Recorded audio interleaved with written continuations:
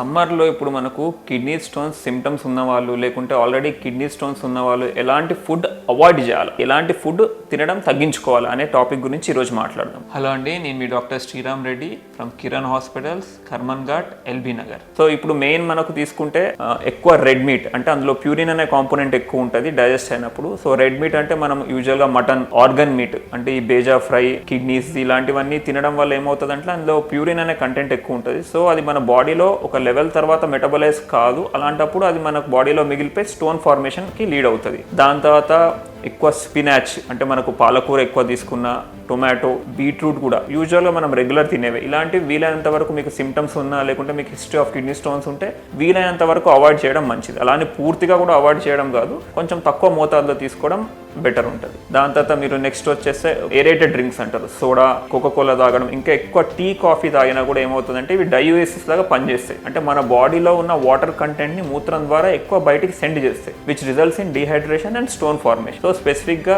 More than 3-4 times tea అన్న coffee తాగడము, ఎక్కువ రెడ్ మీట్ తినడము, టొమాటో, స్పినాచ్, బీట్రూట్ ఎక్కువగా కన్స్యూమ్ చేసుకున్న వాళ్ళు, ఏరేటెడ్ డ్రింక్స్ తాగిన వాళ్ళకు కిడ్నీ స్టోన్ ఫార్మేషన్ అనేది ఎక్కువ ఉంటాయి. సో మీకు కనుక symptoms or previous history of stone formation ఉందంటే వీటిని అవాయిడ్ చేయడం బెటర్ ఉంటుంది. ఇప్పుడు కిడ్నీ స్టోన్స్ ఉన్న వాళ్ళు ఎలాంటి ఫుడ్ తీసుకోవాలి? సో యూజువల్గా మెయిన్ బేసిక్ వచ్చేసి మనకు సమ్మర్ వస్తుంది, సో డిహైడ్రేషన్ బాడీలో ఎక్కువ ఉంటుంది కాబట్టి వాటర్ ఎక్కువ కన్స్యూమ్ చేసుకోవాలి. ఇంకా మెయిన్గా కొబ్బరి నీళ్ళు, కోకోనట్ వాటర్ తీసుకోవచ్చు. ఇంకా సిట్రస్ ఫ్రూట్స్, యూజువల్గా మనకు లెమన్ జ్యూస్, ఆరెంజ్ జ్యూస్ తీసుకుంటే ఇందులో సిట్రస్ అనేది ఎక్కువ క్వాంటిటీలో ఉంటుంది అనమాట. సో దాన్ని తీసుకోవడం వల్ల స్టోన్ ఫార్మేషన్ కూడా తగ్గుతుంది మనకు. దాని తర్వాత ఫ్రీక్వెంట్గా యూరిన్ వచ్చినప్పుడు పాస్ చేయడం, ఎక్కువ డిలే చేయకుండా ఉండడము, ఇవన్నీ చేయడం వల్ల ఏంటంటే మనకు కిడ్నీలో స్టోన్స్ ఫామ్ అయ్యే ఛాన్స్ తక్కువ ఉంటుంది.